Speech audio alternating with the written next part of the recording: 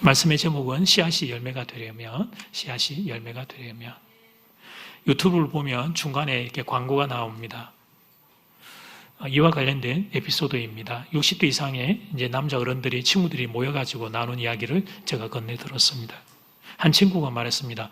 다 좋은데 그 유튜브를 보다 보면 중간에 광고가 나와가지고 참 그게 불편하다. 그러니까 듣고 있는 또 다른 한 친구가 맞아. 그게 좀 광고가 안 나오면 좋겠는데, 이제 그런 이야기를 하면서, 그런데 나는 더 좀 불편한 게 나한테 나오는 그 광고들은 왜 이상하게 다 야한 광고들만 이렇게 붙어서 나오는지 모르겠어. 이렇게 이야기를 한 것입니다. 가족들이 혹시 저 배우자나 아내나 또 애들이 보면 이게 부끄럽게 이게 왜 이런 광고들이 자꾸 붙어 나오는지 모르겠어. 이렇게 이야기를 한 것입니다. 웃고 있는 분들, 여러분들은 다 이유를 아실 텐데, 내가 주로 보는 영상 그와 관련된 게 광고로 나오는 겁니다. 일명 알고리즘이라고 부르는 것이죠. 내가 설교 많이 들으면 교회와 관련된, NGO와 관련된 광고들이 많이 따라 붙습니다. 내가 쇼핑을 많이 하면 그러면 그 쇼핑 품목도 정확하게 지원을 해줍니다. 옷이면 옷, 구두면 구두, 그게 따라서 이렇게 나옵니다. 주식을 많이 하면 주식 광고가 따라 나옵니다. 내가 주로 시간을 보내는 그것이 광고로 연결되는 것입니다. 무슨 이야기냐면 결국 인풋이 아웃풋을 결정한다는 것입니다. 내가 주로 보는 것이 내 인생을 결정한다는 것입니다. 내 안에 집어넣는 것이 결국 내게서 나오는 것입니다. 내게서 아름다운 것이 나오기를 원한다면 아름다운 것을 집어넣어야 합니다. 이것이 인생의 법칙입니다. 숨길 수 없고 속일 수 없는 자연의 법칙입니다. 자, 첫 번째, 씨는 생명이 중요합니다. 시작. 텅 빈 들판에다가 농부가 씨를 뿌렸습니다. 씨가 땅속에 묻히게 되었습니다. 농부가 기다렸는데 신기하게도 땅에서 싹이 올라왔습니다. 그렇다면 여러분, 싹이 나오는 이유는 뭡니까? 그렇습니다. 그 씨앗, 작은 씨앗 아무것도 아닌 것처럼 보이는 씨앗 속에 생명이 들어가 있기 때문입니다. 여러분, 나오는 예쁜 싹을 보고 있습니다. 참 싹이 주는 희망의 메시지는 참 강렬한데, 눈에 보이지는 않지만 저 싹이 나기 전에 땅에 심겼던 그 씨앗 속에 생명이 들어가 있는 것이었습니다. 그러므로 이 식물의 성장의 원리는 곧 생명의 원리라고 부를 수도 있습니다. 씨앗 속에 들어가 있는 생명은 일정한 조건이 갖추어지면, 습도와 온도가 갖추어지면 싹으로 나타나게 되어 있습니다. 이 씨앗의 성분, 그러니까 사람들도 궁금하겠지. 그걸 또 쪼개가지고 또 연구를 한 거예요. 구성 요소가 뭔지. 그랬더니 크게 대세계를 보면 질소, 수소, 탄소로 구성이 되어 있다. 그래서 사람들이 이 세 가지 요소를 집어넣어서 인위적으로 또 씨앗을 만들었습니다. 그런데 신기합니다. 사람이 인위적으로 만든 씨앗은 그럴듯해 보이는데 땅에 심으면 싹이 나지를 않는 것입니다. 물론 연구소에서 연구 단계로서는 이것이 실험이 많이 되고 있다고 합니다. 그러나 실제 농업 현장에서 농사꾼들은 사용을 하지를 못하는 것입니다. 이유는 간단합니다. 그 속에 생명이 없기 때문입니다. 그런데 하나님이 만든 씨앗은 그게 좀 거칠어 보이고 좀 이렇게 모나 보여도 땅에 심으면 싹이 나옵니다. 그 속에 생명이 있기 때문입니다. 하나님의 나라가 열매를 맺는 이유도 그 안에 생명이 있기 때문입니다. 생명의 근원이신 예수님이 그 안에 있기 때문에 하나님의 나라가 싹을 내고 열매를 맺게 되는 것입니다. 씨앗의 생명이 중요하듯이 하나님의 나라에는 예수님이 중요한 것입니다. 이것이 열매를 맺는가 아닌가의 결정 변수가 되는 것입니다. 사람은 누구나 다 열매 맺기를 원합니다. 인생을 산다고 살았는데 돌아보니까 마지막에 보니까 껍데기만 남아있다면 그 인생은 허망한 인생입니다. 한번 살고 난 뒤에 후회 없이 의미 있는 삶이라고 해야 할 텐데 내 돌아보는 세월이 부끄러움만 가득하다면 허망한 세월이 아닐 수 없어요. 특별히 부모님들은 자녀들의 인생을 보며 이런 기대를 할 겁니다. 우리 자녀들이 열매 맺는 인생, 아름다운 열매 맺는 인생 되기를 기대할 것입니다. 그러므로 그렇게 되기를 축복합니다. 여러분의 자녀가 열매 맺는 인생 되기를 축복합니다. 여러분 자신도 아름다운 열매를 주렁주렁 맺으시기를 주 이름으로 축복합니다. 건강을 잃은 사람들에게 전문가들이 권하는 권명, 지침은 명확합니다. 첫째, 나쁜 음식을 먹지 마세요. 두 번째, 좋은 음식을 먹으세요. 아무리 운동을 많이 해도 식습관이 나쁘면 꽝입니다.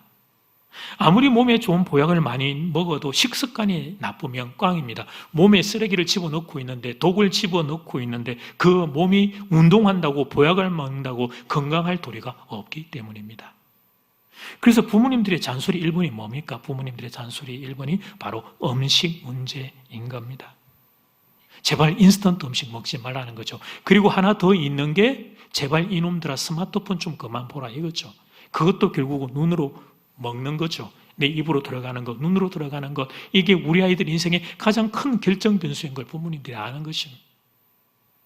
제발 좀 12시 넘어서 새벽에 컵라면 좀 그만 먹어라.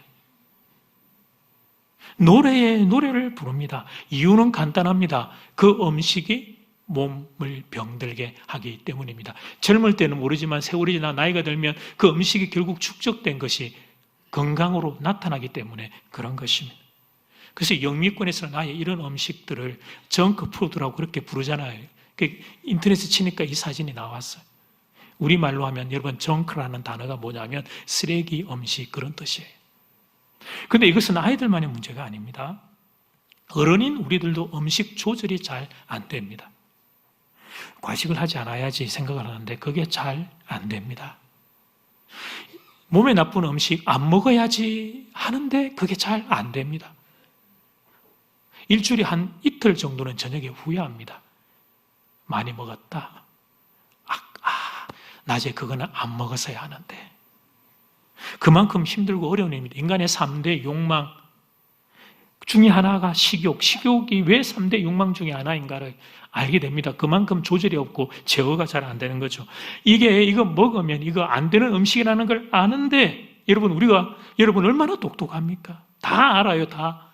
얼마나 공부를 많이 하고 똑똑한 사람인지 모르는데 이거 먹으면 안 된다는 걸 아는데 그것을 내 손으로 집어서 기어이 내 입에 집어넣고 마는 것입니다. 영적인 원리도 동일합니다. 나쁜 것을 내 안에 집어넣고서야 내 영혼이 깨끗할 방법이 없습니다. 그런데 우리가 주로 접촉하는 것들, 우리가 눈으로 보는 것들은 나쁜 것들입니다. 물론 세상에 있는 것들 중에 좋은 것도 있지만 그러나 우리들 대부분이 보는 것들은 내 영혼을 상하고 내 영혼을 부식시키는 더럽고 추한 것들이 대부분일 것입니다. 한 청년 형제가 생각이 납니다. 과거 서울에서 제가 성생할 때 한 청년 형제입니다. 이 친구가 저를 찾아와서 고민을 털어놓았어요. 야구 동영상. 여기서 야구라는 단어는 야한 동영상의 다른 버전이 되겠습니다. 목사님, 야구 동영상 시청을 끊고 싶은데 그게 잘 안 된다는 것이었습니다. 보고 나면 기분이 나쁘고 내 속에 메스껍고 이게 역겨움들이 느껴지고 그래서 이게 성령님이 싫어하신다는 것을 알겠는데 근데 목사님 그 절제가 잘 안 됩니다. 저를 좀 도와주세요. 제가 그래서 그 청년 형제를 꼭 안고 기도를 해 주었습니다. 그 자기의 은밀한 부분을 고백하는 그 용기가 영적인 지도자를 찾아온 그 예쁜 마음이 너무 귀해서 제가 안고 위해서 기도를 해 주었습니다. 시대의 슬픔이라는 게 있습니다. 2025년 시대의 슬픔은 은밀한 시간, 은밀한 공간입니다. 제가 어릴 때는 저희 영혼을 유혹했던 것이 골랑 텔레비전과 비디오 정도였습니다. 학교에 다니면 중고등학교 남학생들 사이에서 도랄라리는 책자 조금 그때 제가 기억나는데 제가 여러분 표지만 보았다고 연사가 먼저 이야기를 하고 책 이름을 말합니다. 썬데이 서울인가 하는 거 연예인들 수영복 입고 나온 그거 있는 거 그거 잡지 연예 기사 있는 거 그거 정도 있어요. 골라. 근데 여러분 텔레비전은 안방에 있으니까 그게 공개된 공간이잖아요. 이제 그 다음에 우리에게 들어온 것은 컴퓨터와 인터넷이었습니다.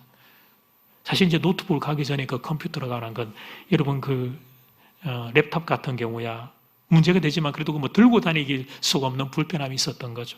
그래서 엄밀한 쾌락을 누리는 데 있어서 일정의 불편함들이 우리를 그나마 지켜준 거예요. 그러니까 여러분 사실은 불편한 것이 우리를 지켜주는 것이라는 걸 좀 알아야 돼요. 근데 지금은 거의 완벽한 시간과 공간이 제공되고 있습니다. 스마트폰을 손에 대게 된 지금은 거의 무차별적인 유혹에 노출되고 있습니다. 단순히 음란물만 그런 게 아닙니다. 쇼핑 중독, 인스타 중독, 유튜브 중독, 수많은 중독 증세들이 발생을 하고 있습니다.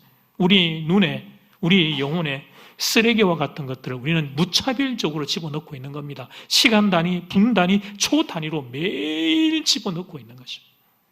그래서 여러분, 우리가 마주치는 결과가 뭡니까?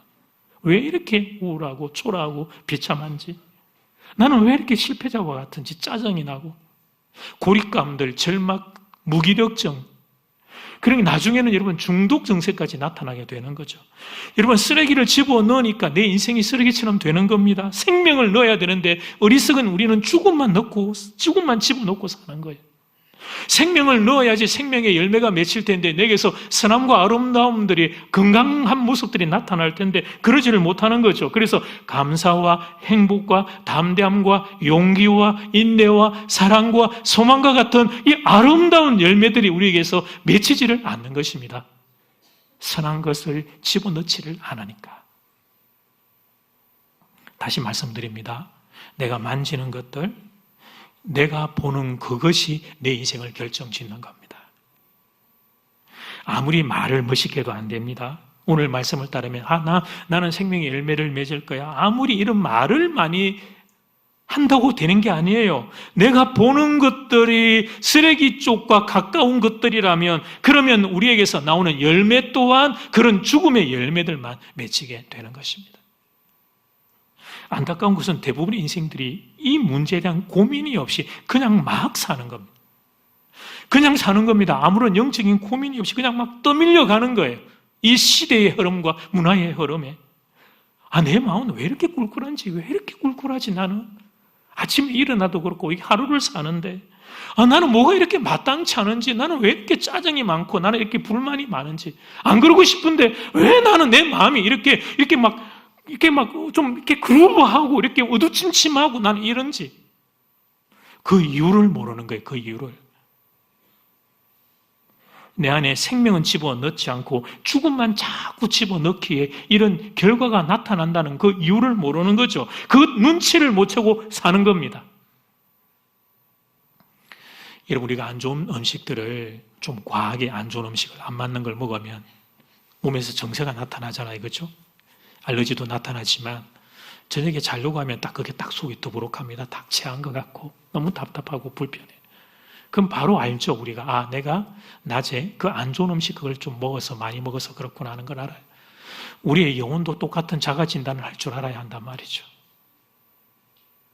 이 정도면 우리 가정 행복하고, 나도 이 정도면 하나님께 복 받았고, 그런데 왜 나는 내가 사는 내 삶의 일상 가운데 이렇게 원망과 짜증과 불평함과 이렇게 구겨진 것과 같은 감정들이 내게서 자꾸 나타날까? 그럴 때 여러분, 눈치를 채야 되는 거죠. 내게서 그런 정세가 나타난다는 것은 내가 그런 것들을 집어넣었기 때문이라는 것을 눈치를 챌 줄 알아야 한다는 것입니다. 사랑하는 여러분, 무슨 이야기를 하는 것이냐면 씨름을 해야 한다는 겁니다. 씨름을. 이를 악물고 씨름을 해야 한다는 겁니다. 2025년도에 대한민국의 국민으로 살아가고 있다 하는 것은 그냥 우리가 가만히 있게 되면 우리가 주로 눈으로 집어넣고 내 영혼에 투입하게 되는 것들이 쓰레기와 같은 것들만 허용하게 된다는 것입니다. 사회문화가 그렇게 흘러가고 있습니다. 사회문화가. 늘 보는 드라마, 영화가 정상적인 건 없고 다 깨어진 가정들, 불륜들, 그걸 정상처럼으로 매력적으로 그걸 그렇게 하라고 붙이는 것들 날마다 보니까. 그래서 결단을 해야 돼요. 결단을 해야 돼요. 결단을 해야 합니다. 내 안에 생명 집어넣어야지, 생명 집어넣어야지. 내 안에 생명 집어넣어야지, 생명 집어넣어야지. 결단을 하고 이를 악물어야 한다는 것이. 그리고 이 생명 중에 생명이 예수님의 말씀이 되는 것입니다. 그래서 이 말씀의 씨앗을 내 안에 집어넣는 삶의 습관을 구축해야 합니다. 습관. 내 삶의 루틴, 리듬, 습관을 구축해야 한단 말이에요. 일단 주일 예배.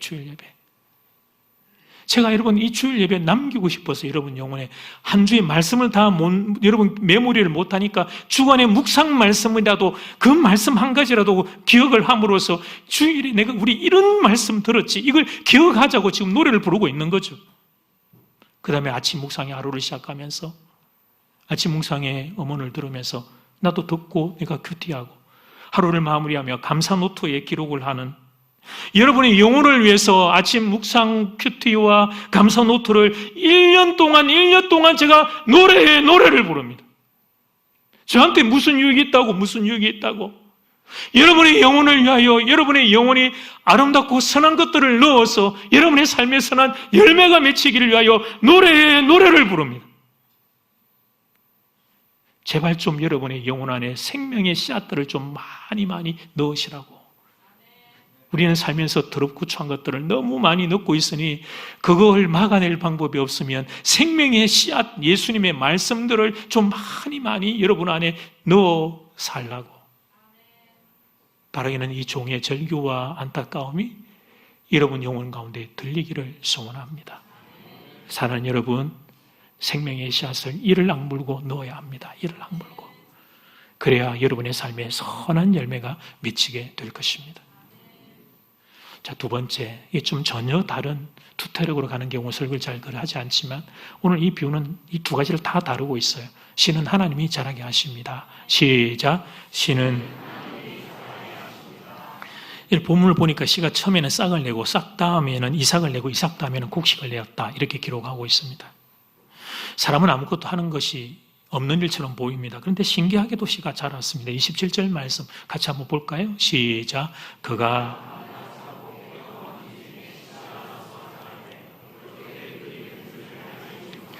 아멘. 그가 이제 밤낮 자고 깨고 하는 중에, 농부가 밤낮 자고 깨고 하는 중에 씨가 나서 자라되 어떻게 그리 되는지를 알지 못한다. 신기한 일입니다. 집에서 화초를 기를 때 물만 주는데 어떻게 그렇게 자라는지 신기한 일입니다. 물론 저희 집의 화초는 저희 아내가 다 키웁니다. 저는 게으른 사람이라 아내가 다 키우는데 옆에서 제가 보니까 그렇더라. 이것이면 어떻게 이렇게 신기한 일이 일어나는 걸까? 그렇습니다. 하나님이 기르시는 겁니다. 사람은 알지 못하지만 하나님이 기르시는 겁니다. 사람이 자고 깨는 동안에도 씨는 자라고 있습니다. 땅이 스스로 열매를 맺고 있습니다. 이 또한 하나님이 하시는 일입니다. 여러분들 이제 이렇게 멋지게 자란 자녀들, 장로님, 권사님, 집사님, 어떻게 이렇게 자녀를 잘 키우셨어요? 이렇게 여쭤보면, 목사님 저는 한 게 아무것도 없어요. 하나님이 키우셨어요. 그게 이제 생명이 자라는 놀라운 원리인 거죠. 이 비유는 하나님의 주권 사상을 보여주는 겁니다. 하나님은 천지를 창조하셨고 지금도 운행하고 계십니다. 씨가 열매를 맺는 과정, 이 과정 또한 하나님의 손 안에 있는 것입니다. 물론 사람의 수고와 노력이 없는 것은 아니에요. 농부의 땀과 수고가 없는 것도 아니죠. 그러나 씨가 자라서 열매가 되기 위해서는 하나님의 허락 없이는 안 되는 일입니다. 하나님이 계시기에 농부가 좀 부족해도, 부모인 우리가 다 어설프잖아요.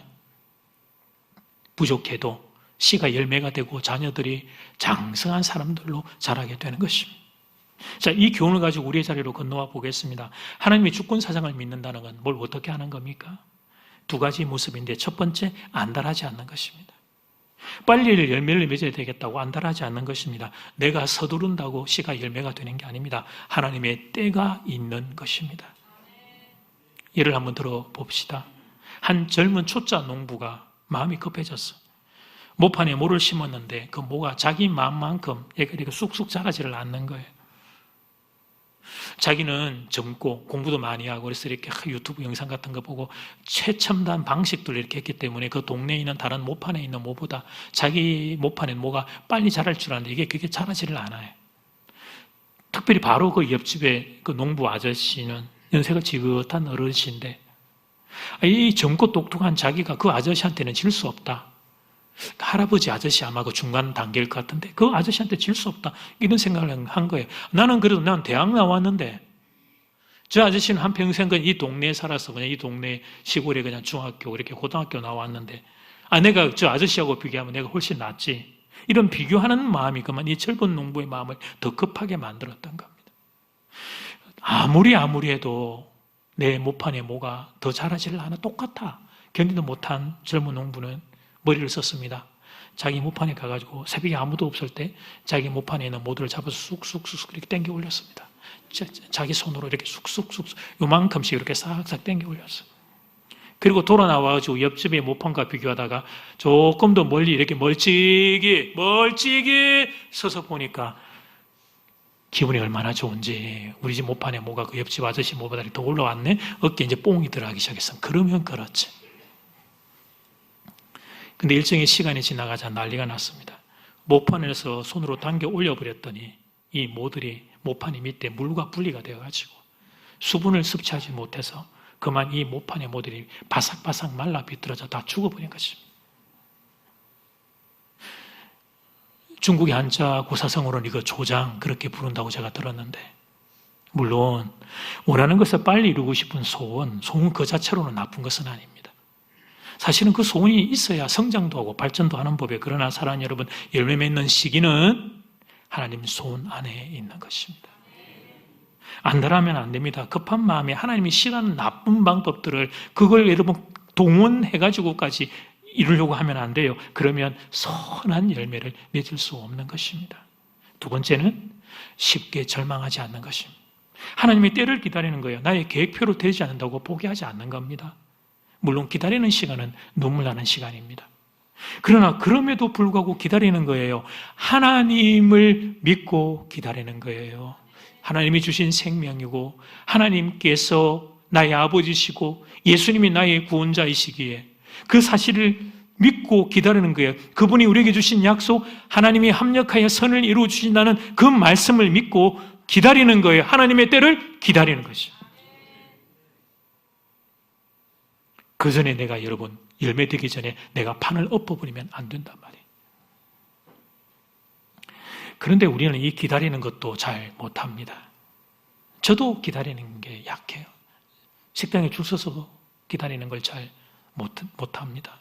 그래서 우리 가족과 우리 교육자들에게 미안해요. 늘 가는 식당만 제가 가기 때문에 미안한데.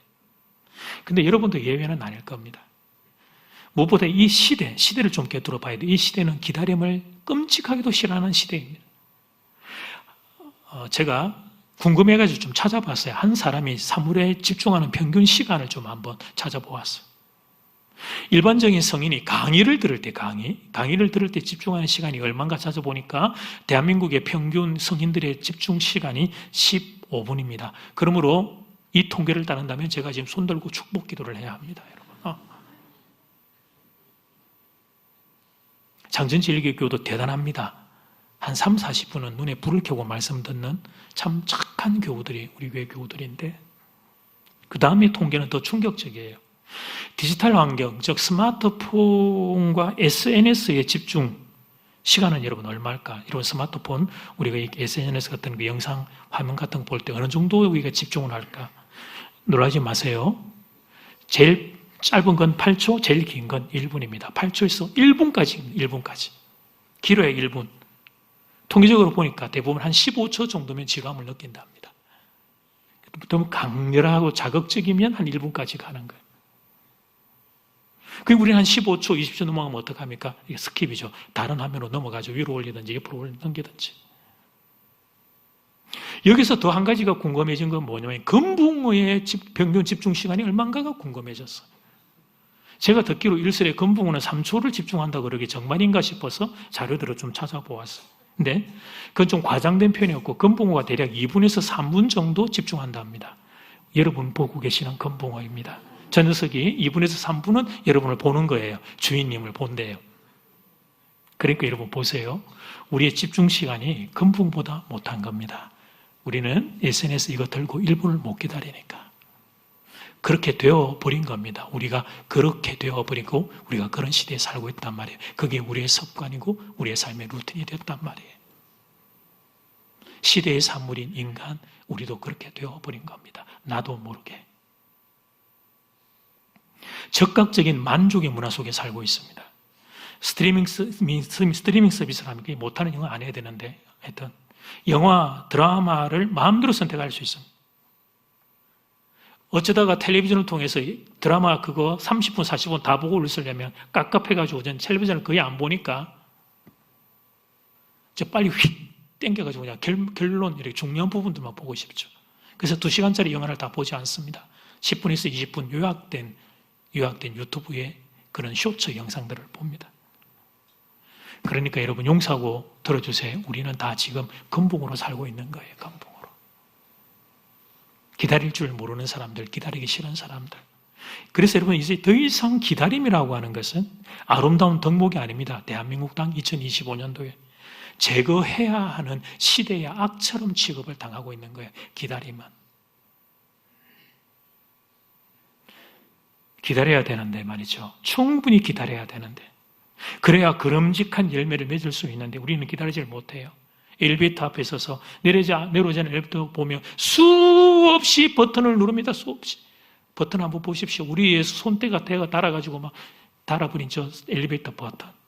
급합니다. 참 급합니다. 그래서 마주치는 결과가 뭡니까? 내 자신 스스로가 불만인 거예요.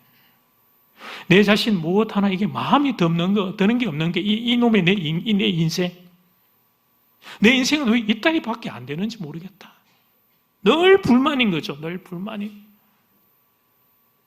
우리를 만드신, 귀하게 여러분을 만드신 하나님은 아직도 여러분을 만지시며 빚어가고 계시는데, 그러니까 아직 우리가 공사 중에 있는데도 내 인생은 마치 끝났다, 단정짓고 절망하며 그렇게 자기 자신에 대하여 불만을 가지고 살아가는 그런 참 기가 막힌 결과 앞에 우리 모두가 다 서게 된 겁니다.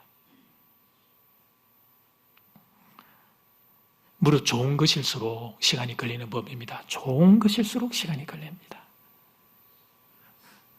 비싼 음식은 좋은 재료 그리고 정성과 시간을 들여서 나오는 음식이잖아요.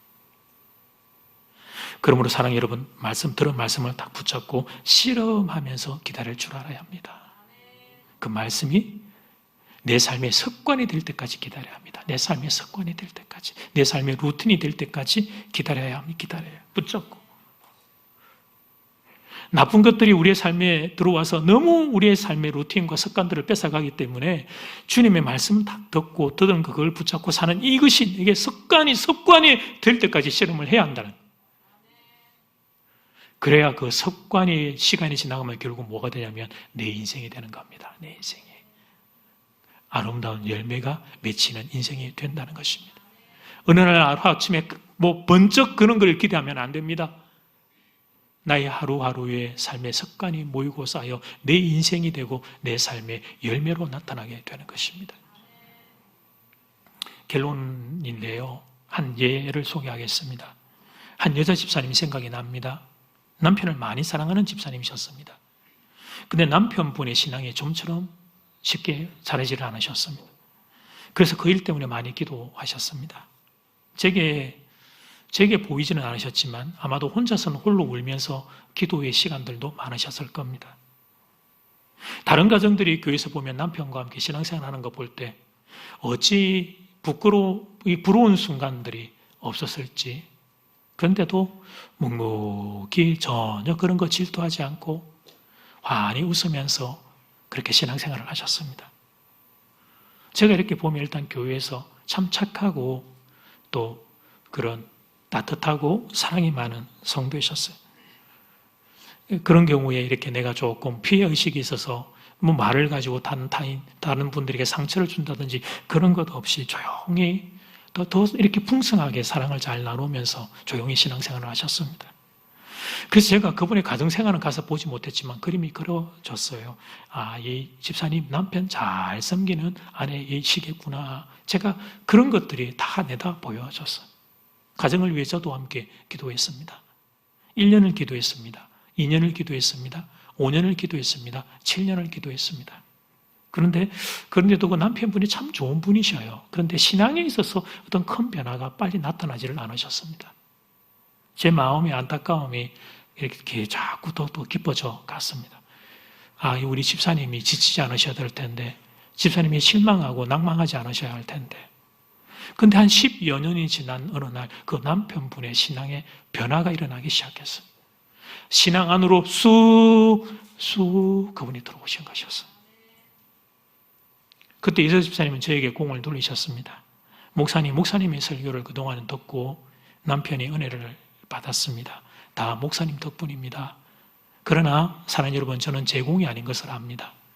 그 여자 집사님의 기다림, 눈물, 사랑이 남편의 마음을 움직였다고 저는 생각합니다. 사랑하는 여러분, 기다린다는 것은 오늘을 사는 겁니다. 서서 눈물 나는 오늘이라고 할지라도 오늘을 사는 거예요. 오늘을 믿음, 소망, 사랑으로 사는 겁니다. 믿음, 하나님이 나와 함께 계심을 믿는 것입니다. 소망, 하나님이 합력하여 선을 이루어 주실 것을 소망하는 것입니다. 사랑, 하나님이 내게 주신 내 인생, 교우들을 잘 들으십시오. 하나님이 내게 선물로 주신 내 인생을 사랑하는 것입니다. 한 걸음 더 나아가 하나님이 내게 부탁하고 맡겨주신 나의 사람들을 사랑하는 것입니다. 그 마음으로 오늘을 사는 겁니다. 하나님의 때를 기다리며 사는 겁니다. 선하신 하나님의 때를 기다리며 살아가는 것입니다. 그럴 때 여러분은 반드시 열매를 맺게 될 것입니다. 씨앗이 열매 맺게 되는 과정 두 가지. 비결 첫 번째, 생명의 씨앗인 예수님의 말씀을 내 안에 넣어야 한다. 이걸 내 삶의 습관으로 구축해야 한다. 두 번째는 그 말씀을 붙잡고 오늘을 기다리며 믿음으로, 소망으로, 사랑으로 사는 것입니다. 여러분의 삶에 선하고 아름다운 열매가 풍성하게 맺히기를 주의 이름으로 축복합니다. 찬양 드리겠습니다.